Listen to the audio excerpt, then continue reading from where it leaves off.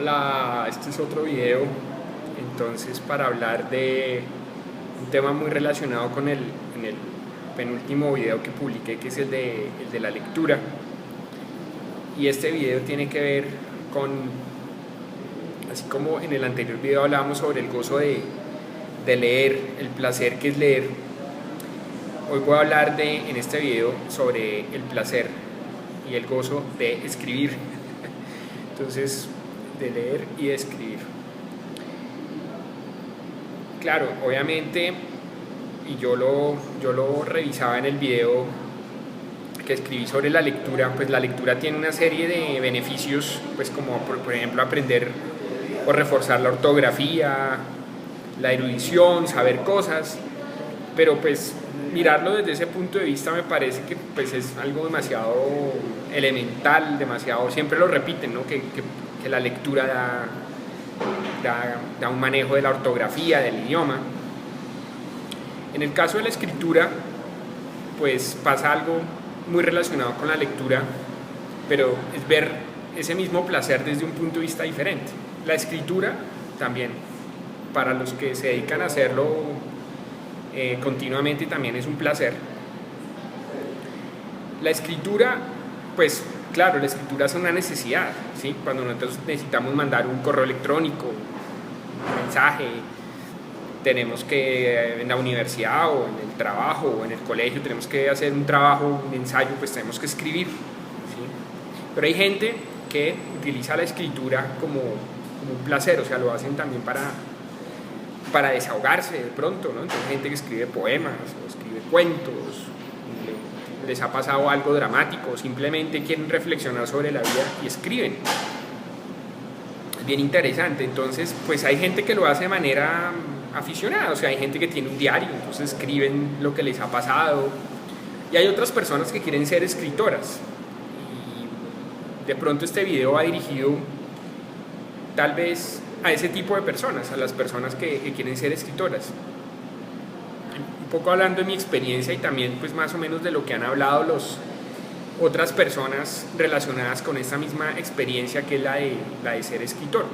Yo no me considero, o sea, yo no me considero pues el escritor consagrado de la literatura, el maestro de la escritura, pero puedo hablar sobre mi experiencia personal sobre el tema de la escritura, de escribir.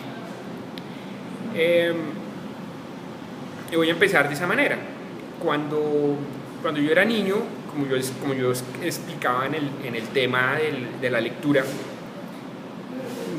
me entró como también ese ánimo, esa emoción de algún día ser escritor.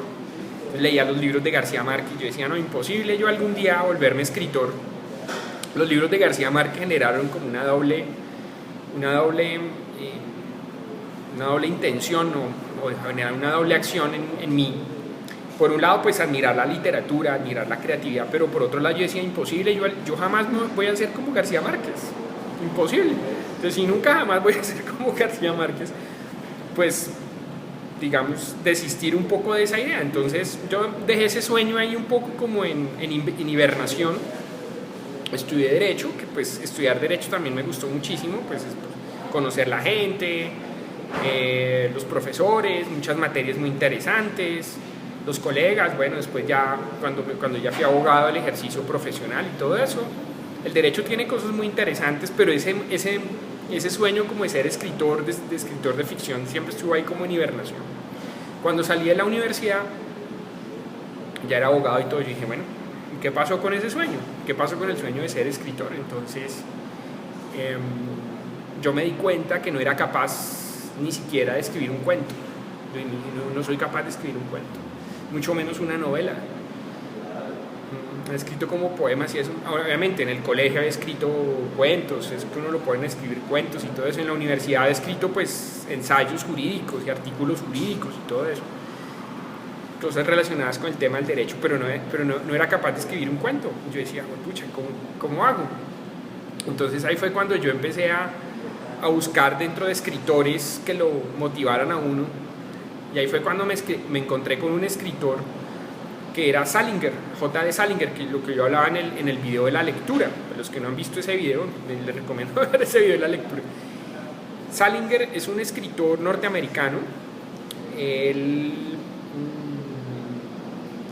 combatió en la Segunda Guerra Mundial y después vivió en Nueva York, y en Nueva York se dedicó a escribir cuentos para revistas como el New Yorker. Bueno, se volvió un escritor de culto y escribió una novela que fue muy emblemática, que fue El Guardián entre el Centeno. Después esa novela generó un éxito, pero al parecer como que mucha gente lo empezó a perseguir y como acusarlo. Entonces él decidió recluirse en una finca en New Hampshire y dejó de publicar. Bueno, este escritor, él murió en el 2010. La novela El Guardián entre el Centeno se volvió una novela de culto. Él escribió varios cuentos, escribió otras novelas cortas. Entonces yo, por un artículo que leí de un escritor colombiano llamado Ricardo Silva Romero, él escribió un artículo en la revista Gato Pardo, una revista que existía, en esa revista que se acabó. Él escribió sobre J.D. Salinger, y yo leí a Gato Pardo. Entonces leí el artículo y me pareció muy interesante sobre Salinger. Y fui y averigué el libro y leí El Guardián entre el Centeno, y para mí fue impresionante porque genera un estilo de literatura que yo decía, ¿cómo así? Claro, porque yo estaba acostumbrado a las novelas pues grandilocuentes, de grandes aventuras, las novelas de García Márquez costumbristas, bueno, la gran obra de Cena de Soledad. Las novelas de Salinger, en cambio, son novelas simples y son sobre la vida cotidiana. Y son novelas, como la gente dice, donde pasan cosas, pero no muchas cosas, o sea, no sucede nada. O sea, por ejemplo, los cuentos son gente hablando normal, hablan sobre cosas y ya. ¿Sí? En El Guardián entre el Centeno es un muchacho que se va como un internado y se va a pasear por Nueva York, un adolescente, le pasan una serie de cosas, pero no son cosas súper emocionantes, ¿no? Son cosas incluso casi que cotidianas. Entonces es como la cotidianidad. O sea, Salinger es muy parecido como a un director de cine que se llama Jim Jarmusch, que habla sobre el realismo en el cine.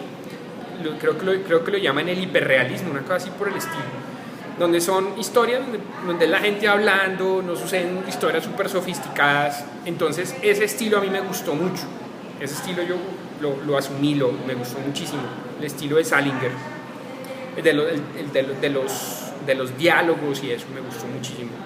Pero tenía el mismo problema que no era, entonces digo, yo tengo que ser capaz de redactar un cuento. Entonces, ¿cómo lo hago? Entonces resulta que yo he leído en el tema de libros del hinduismo y libros del budismo y eso, y libros del zen. Sobre todo el zen está muy ligado como al arte, que las palabras tienen como una creación, tienen un poder, ¿sí? O sea, por ejemplo, cuando uno habla de mesa, uno se imagina una mesa que es la mesa de la casa o una determinada mesa, y para no todo el mundo la palabra mesa significa algo. O sea, tiene un significado, digamos, unilateral. Mejor dicho, no unilateral, un significado, digamos, que sea el mismo para todo el mundo. No unilateral, sino un significado erga omnes, por llamarlo de alguna manera. O sea, que todos piensen en lo mismo. O sea, por ejemplo, la palabra luna. Entonces uno se imagina una luna que puede ser una media luna, otro se imaginará. O sea, las palabras tienen un poder evocador y tienen un poder creador en la mente, ¿sí? Entonces cuando uno está leyendo una novela, un cuento, uno se imagina, uno se hace la película en la cabeza, y no todo el mundo se hace la misma película. Eso a mí me gustó mucho, que las palabras tuvieran ese efecto creador, ese efecto evocador.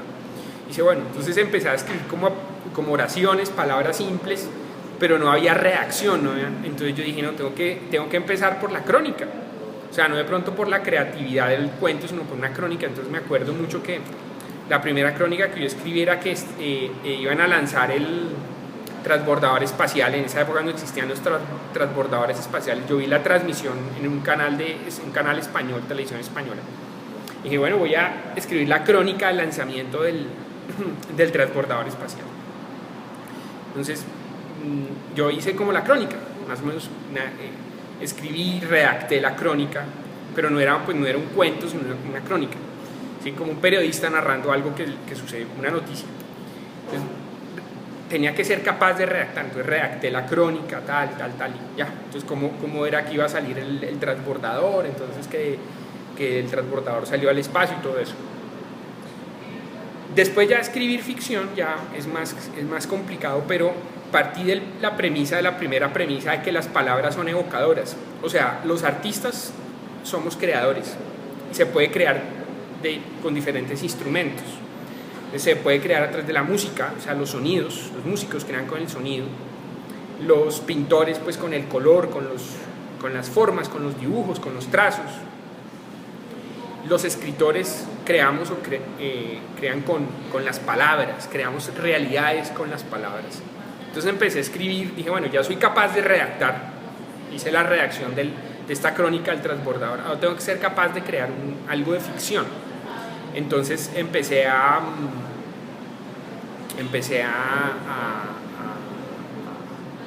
hacer, digamos, pequeñas cosas de creatividad, sí, por ejemplo, la manzana está en el árbol, oraciones simples, y empecé a crear historias pequeñas, empecé a crear historias simples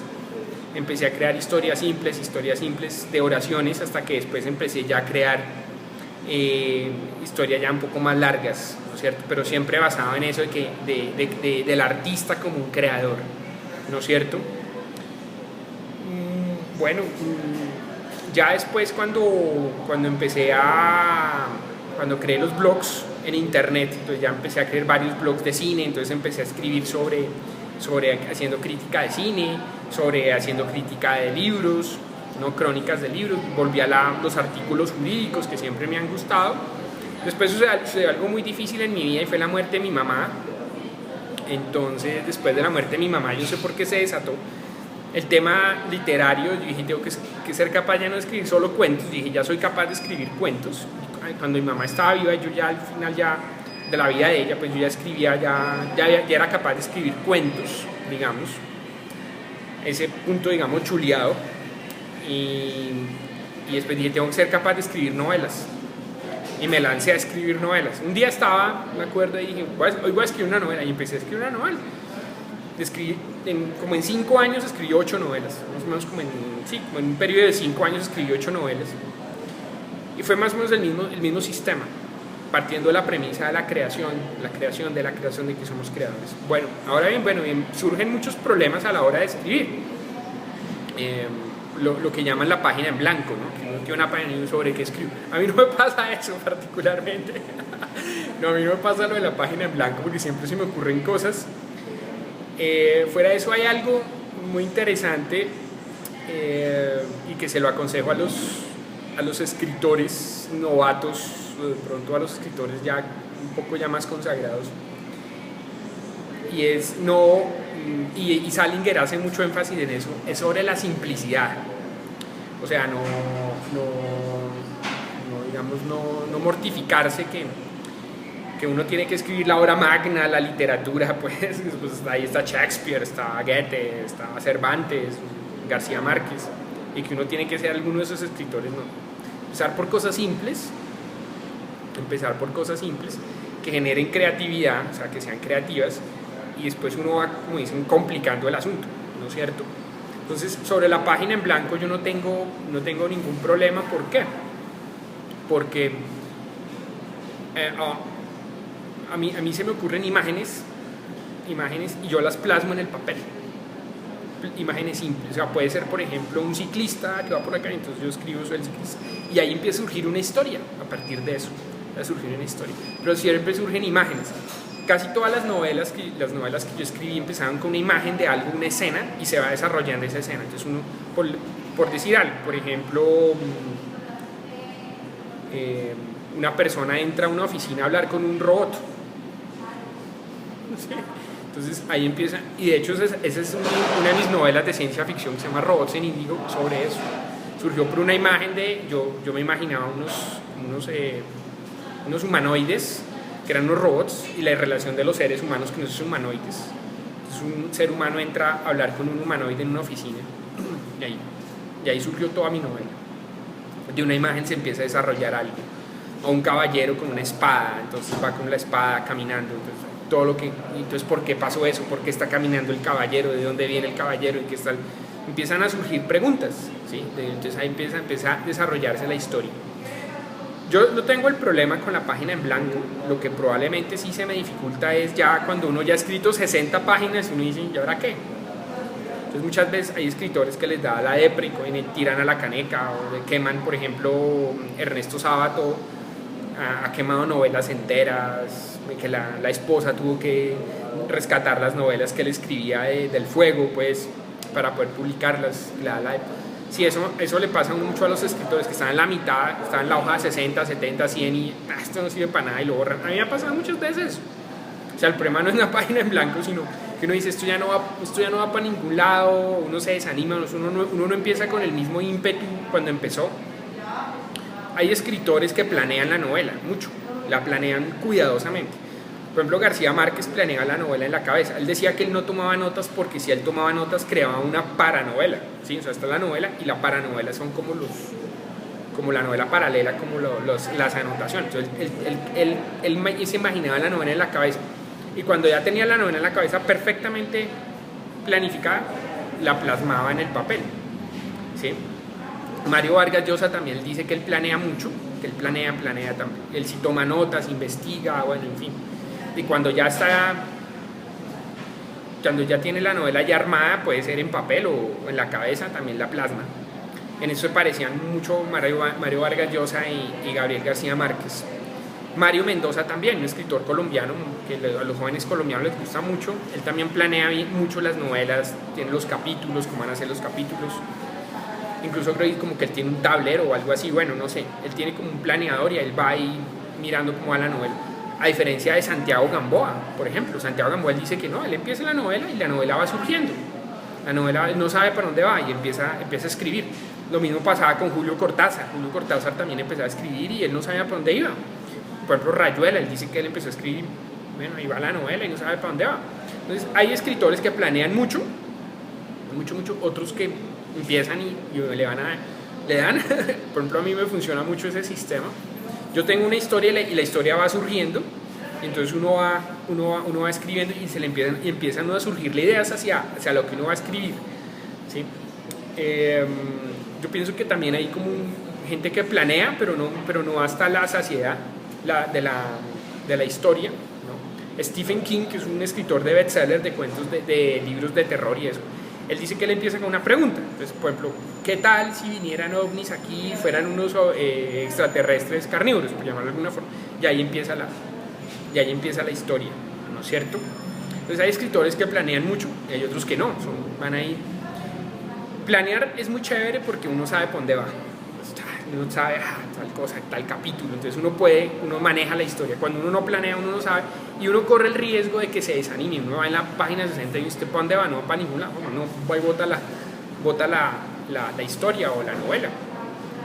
Entonces, digamos que están como esos dos extremos del que planea mucho y el que no planea, y yo creo que hay un punto intermedio. A mí me gusta, por ejemplo, no planear, pero va surgiendo la historia. Uno corre el riesgo ahí de naufragar, que uno de pronto se desanima y dice, esto no va para ningún lado, ¿no es cierto? Bueno, que otra cosa es sobre el tema de que a uno le guste lo que escribe.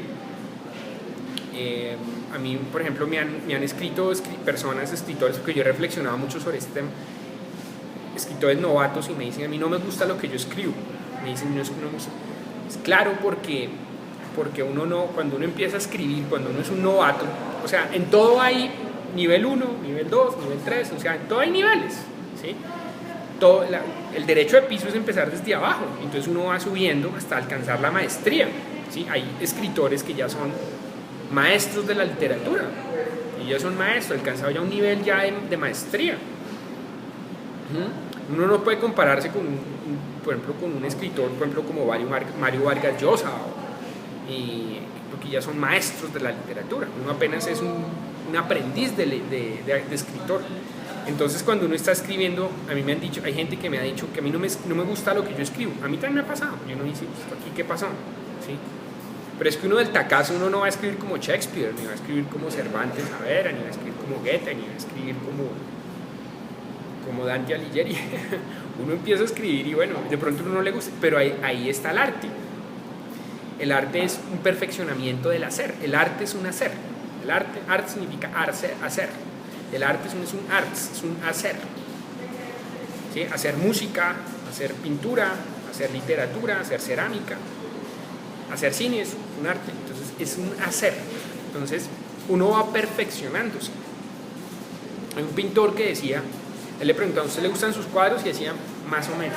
Yo decía, ¿por qué? Decía, porque si yo escribo el cuadro perfecto, dejo de hacer pintura. Entonces lo mismo pasa con la literatura y con el arte. Uno se va perfeccionando, uno va haciendo las cosas mucho mejor, ¿no es cierto? Entonces de eso se trata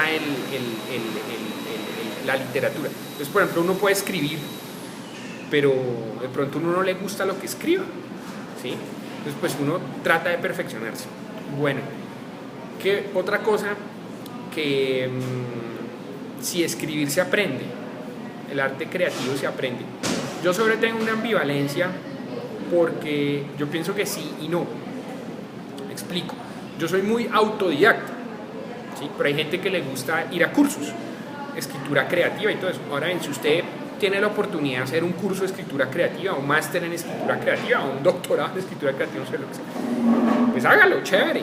Porque hay tips que de pronto le pueden servir a uno, pero hay tips que de pronto no le sirven a uno. Entonces uno sabe más o menos, esos tips le sirven a uno para saber si uno se acopla a eso o no se acopla a eso. Pero le generan a uno como una reflexión. Entonces, ahora ven, sobre cómo mejorar la escritura, pues escribiendo. ¿Sí? A mí un amigo me decía, ay no, es que hay que estudiar. Sí y no. O sea, por ejemplo, ¿cómo se vuelve un buen nadador de piscina? Viendo videos de YouTube. No, uno aprende a ser un buen nadador nadando.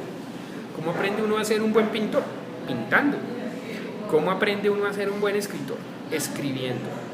El escritor se caracteriza porque escribe. Cuando uno escribe se da cuenta de sus limitaciones. Entonces uno dice, para eso sirven los signos de puntuación. Porque uno se da cuenta, hay algo ahí que no marcha bien en lo que uno está escribiendo.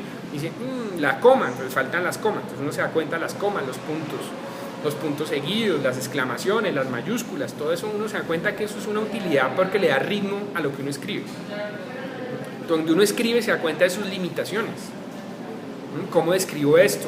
Entonces uno se da cuenta de sus limitaciones. Entonces uno lee otros escritores, como yo decía en el video de la lectura, hay escritores que escriben para escritores. Por ejemplo, Salinger, bueno, hay otros escritores, por ejemplo, mucha gente lee a Bukowski, bueno, en fin. Hay diferentes escritores que escriben para escritores, que les gusta mucho a los escritores. Entonces, sí, uno puede leer literatura, o sea, por ejemplo, leer el Quijote y todo eso le da una musicalidad, pero eso genera un doble efecto, es que uno dice, no, yo nunca voy a ser como Cervantes. No, pero le da una musicalidad y le da un ritmo a lo que uno está haciendo. Pero para uno escribir, para ser un buen escritor, hay que escribir, porque uno ahí se da cuenta de sus errores. Uno dice, ay, carajo. Entonces uno mira los manuales de redacción y dice, es que esto va así, el punto va así, la mayúscula va así. Claro, cuando uno también lee, gana ortografía. Una persona con buena ortografía general es una persona, es un buen lector. La lectura, pues claro, porque uno se da cuenta del estilo. Mire, y de los diferentes estilos.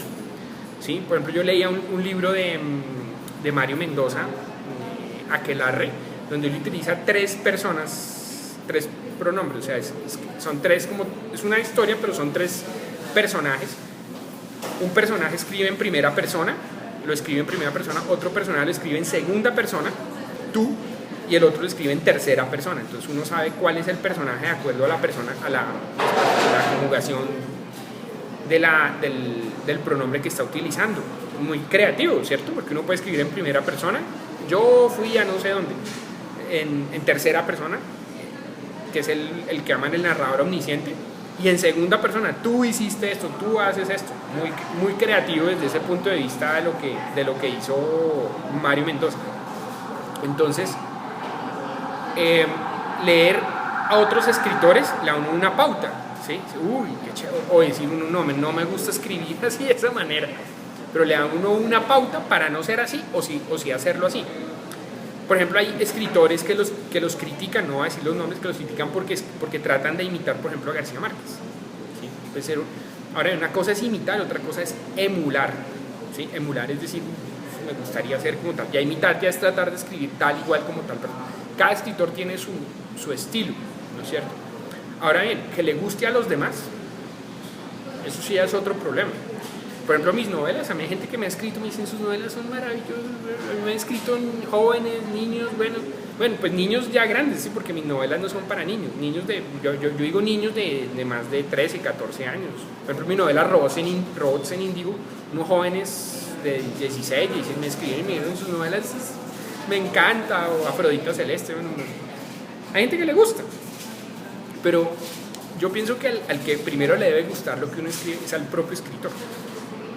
Sí, si uno escribe y uno dice que espanto, y a los demás les gusta mucho, entonces el que le debe gustar es a uno.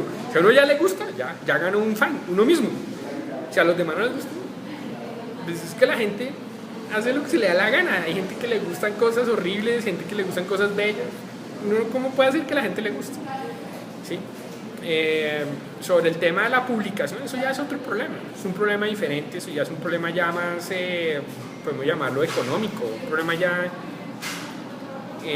se puede autopublicar o no publicar. Lo importante es el tema del arte, es el escritor con el papel o con el computador. Ese es otro tema. Hay gente que escribe a mano, hay gente que escribe con computador y hay gente que escribe a máquina de escribir. ¿Por qué me río? Porque escribir a máquina, escribir es espantoso, eso se daña toda la hoja. Escribir a mano es interesante porque la escritura a mano es muy personal.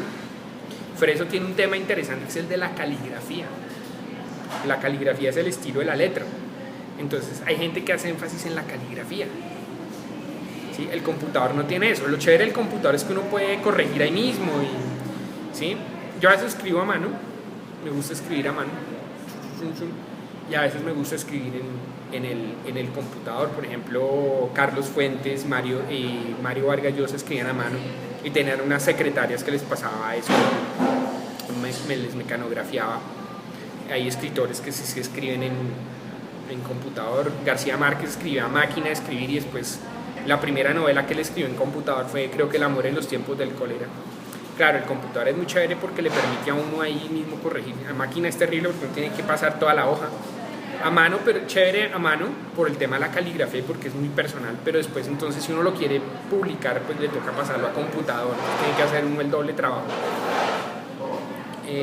Pero sí hay gente que escribe a mano. Sí, interesante, o sea, sobre todo también por el tema de la caligrafía. Uno trata de hacer una letra bonita y eso. Y es muy claro, y solo requiere un cuaderno. En cambio el computador, pues requiere ahí el computador, prender el computador, todo eso. Sí, hay escritores incluso que todavía escriben con máquina. Por ejemplo, creo que Paul Auster, él tiene un libro sobre eso, que él dice sobre la máquina de escribir, una máquina de escribir. Él decía que él escribía máquina de escribir porque le da mucho miedo al computador. Él decía que los computadores tenían una tecla que donde se borraba todo, y él decía, yo soy el típico que yo picho la tecla que borre todo. Entonces le decía que escribía máquina de escribir, pero eso es muy complicado. A mí me parece muy complicado escribir a máquina de escribir. Mejor en computador o escribir, bueno, pues ahora hay tablets y está, o a mano también, interés por el tema personal de la caligrafía. Bueno, esto es una abrebocas. De pronto en otros videos voy a ahondar más. Este video ya se alargó mucho sobre el tema de la escritura. Yo hablaba del tema de la lectura, sobre la escritura. Voy a ahondar sobre este tema en mi página. Vamos a andar sobre estos temas de la escritura, sobre todo con los escritores novatos. Si hay escritores ya consagrados, pues me escriben y me critican, me dirán que sí, que no. Bueno, en fin, esto es una reflexión nada más sobre el gozo, sobre el placer de escribir. Escribir también es un placer, sí, porque escribir por obligación, ¿sí? Como cuando uno le ponen en la universidad, en el colegio, trabajos. Escribir también es un placer. Yo a veces escribo y para mí es placentero escribir y en el computador inventarse historias. Y le pasa a uno lo que le pasa a los artistas, que uno se vuela, se va para otro lado. Mi mamá era pintora y mi mamá me decía, ella no me hablaba mucho sobre el tema de la pintura. Y yo era una bestia para pintar. Ella me decía, yo entiendo mucho a los pintores, me decía mi mamá. Mi mamá pintaba y pintó muchísimos cuadros al óleo. Y ella me decía, yo entiendo a los pintores por qué se degeneran tanto. Y yo decía, ¿por qué? Y decía, porque uno cuando está pintando se va para otro lado, ¿no? Y a mí me pasa lo mismo cuando estoy escribiendo, a veces uno se va. A veces yo me pongo límites, ¿no? Por ejemplo, voy a escribir 1 hora y se me pasa el límite y termino escribiendo 2 horas o más. Bueno, para que este video no se alargue, acá abajo en comentarios, un saludo, bendiciones. Chao. Un abrazo, que estén bien.